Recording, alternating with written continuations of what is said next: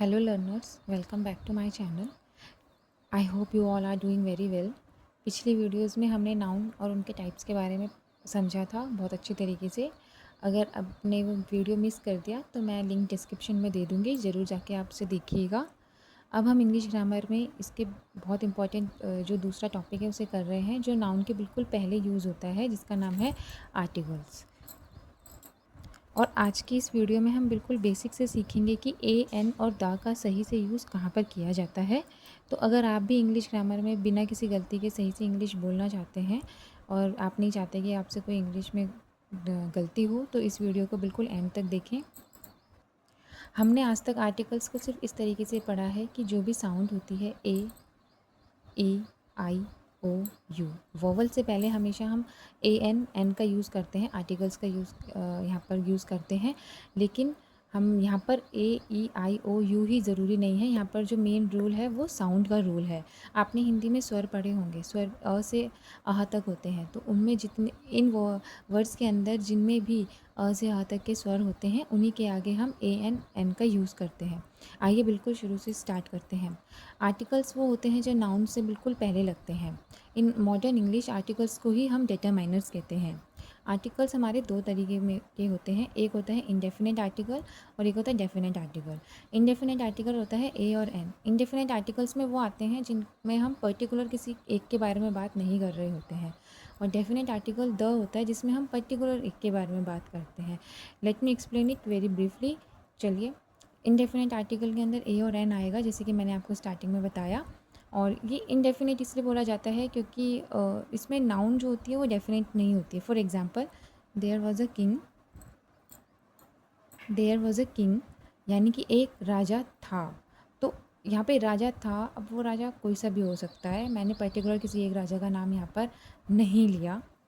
He saw an old man, उसने देखा एक बूढ़े आदमी को। तो यहाँ पर भी एक बूढ़ा आदमी देखा, मुझे नहीं पता वो बूढ़ा आदमी कौन है। तो ये ओल्ड मैन और ये किंग, ये दोनों ही जो हैं ये नॉट डिफाइंड है। यहाँ पे मुझे नहीं पता कि ये पर्टिकुलर कौन है, इसीलिए मैंने आपको बोला कि ए और एन इनडेफिनेट आर्टिकल्स के अंदर आता है। और जैसे कि हम जानते हैं कि जितने भी ये A E I O U होते हैं, ये वोवल्स होते हैं और इन्हीं से पहले एन का यूज़ होता है। लेकिन यहाँ पे जो पूरा गेम है वो रूल जो है वो सिर्फ साउंड का है। अगर आप इन वर्ड्स से पहले अगर आपने अ से अह तक की साउंड आ रही है, हिंदी के स्वरों की साउंड आ रही है, तभी आप एन का यूज़ करेंगे, अदरवाइज़ आप एन का यूज़ नहीं करेंगे। ये तो वोवल्स होते हैं। इनके अलावा बाकी जो हमारे लेफ़्ट ओवर हो गए वो हमारे कॉन्सोनेंट्स होते हैं और उनसे पहले हम ए का यूज़ करते हैं। पर जैसे कि मैंने आपको बताया, यहाँ पे सिर्फ जो है सारा खेल साउंड्स का है, यहाँ पे सिर्फ रूल जो है साउंड का होता है। दूसरा आर्टिकल हमारा है डेफिनेट आर्टिकल द। अब यहाँ पे कैसे हमें पता है कि हम पर्टिकुलर किसी एक चीज़ के बारे में करते हैं। For example, the gold of Nepal is cheap. Nepal का जो गोल्ड होता है वो चीप यानी सस्ता होता है। तो मुझे पता है कि मैं पर्टिकुलर कौन सी कंट्री के बारे में बात कर रही हूँ, नेपाल के बारे में बात कर रही हूँ और वहाँ के गोल्ड के बारे में बात कर रही हूँ। गोल्ड तो कहीं का भी हो सकता है ना, किसी भी कंट्री का, लेकिन मैंने यहाँ पे नेपाल एक कंट्री है उसके गोल्ड के बारे में बात करी। दैट इज़ वाई मैंने यहाँ पे गोल्ड से पहले द का यूज़ करा।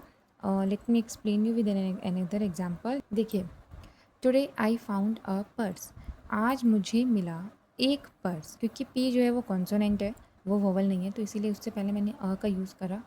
But next sentence, the purse contains 50 rupees, purse में थे 50 रुपये। यहाँ पे मैंने पर्स के लिए ए का यूज़ किया और बाद में यहाँ पे द का यूज़ किया है। तो इन दोनों में डिफरेंस क्या है? इन दोनों में डिफरेंस ये है कि पहले मैंने आपसे कहा कि मुझे एक पर्स मिला। अब वो पर्स तो कोई भी हो सकता है, ठीक है, मैंने ये नहीं बोला मेंस है या वुमेन पर्स है, कैसा है। उसके बाद मैं उसी पर्स के बारे में बात कर रही हूँ कि उस पर्स में 50 रुपीज़ थे। दैट इज़ वाई मैंने यहाँ पे द का यूज़ करा, क्योंकि यहाँ पे तो वो इनडेफिनेट था, कोई सा भी पर्स हो सकता है, ठीक है, बस मुझे एक पर्स मिला। लेकिन बाद में तो मैं एक डेफिनेट पर्स के बारे में बात कर रही हूँ कि हाँ, एक पर्टिकुलर पर्स के बारे में बात कर रही हूँ कि उस पर्स में 50 रुपीज़ थे।